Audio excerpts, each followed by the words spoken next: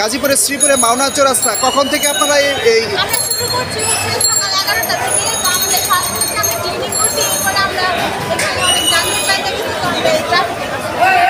শুনছিলেন যে এখানে একজন মহিলা ছাত্রী যিনি কিন্তু আপনি কি করছেন?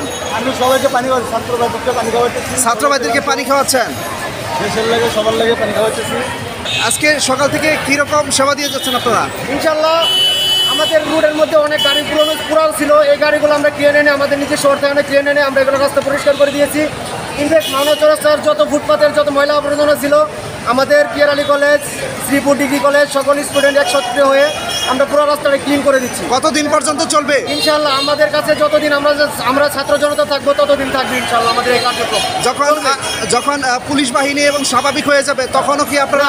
পুলিশ বাহিনীর কাছে আমরা কোনো প্রকার ক্ষমতা হস্তান্তর করবো না, কারণ পুলিশ বাহিনী তারা নিজে অর্থের বিনিময়ে তারা এখান থেকে আর্থিক সহযোগিতা নেয়, ইনফ্যাক্ট ওই দোকানগুলো আবার বসায়। তো আমরা চাবো না যে আমাদের আশেপাশে কোনো প্রকার জায়গায় রাখতে। আমাদের মাওনা আজকের পর থেকে কোনো প্রকার রাস্তার মাঝে যানজট ইনশাল্লাহ আমাদের ছাত্র জনতা হতে দিবে না এবং হবেও না।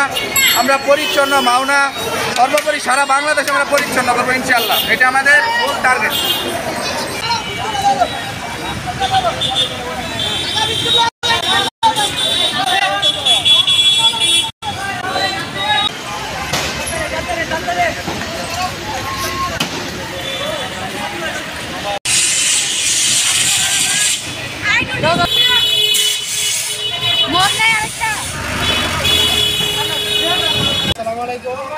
আমাদের ছাত্ররা অনেক কাজ করছে, গাড়িগুলো যাতে জেনে না পড়ে এই জন্য আমাদের ছাত্র দেওয়া হয়েছে এবং আমরা সার্বিক সহযোগিতা করতেছি, ছাত্রদেরকে দিক নির্দেশন দিতেছি এবং গাড়িরা অনেক ছাত্র আমার ভাইরা কাজ করছে, এই যে এখানে ছাত্ররা দেখা যাচ্ছে।